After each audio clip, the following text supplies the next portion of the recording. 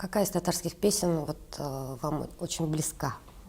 Что-то вы напеваете иногда из татарского? «Кара Урман», не знаю, что-то, может быть, из старинных татарских песен. Есть что-то любимое? Да, напеваю. Я очень люблю творчество Рустема Яхина, которое для меня всегда было примером, с одной стороны, сохранения именно национального мелоса, с другой стороны, внедрение чего-то нового. Ведь он привнес и какие-то новые гармонии, и у него есть свой язык при этом, при всем. Мы никогда не спутаем его с народной песней. Мы слышим, что это Рустем Яхин. Это, конечно, уникально.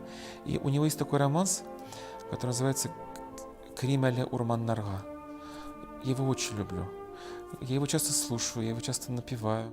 Кримәле урманнарға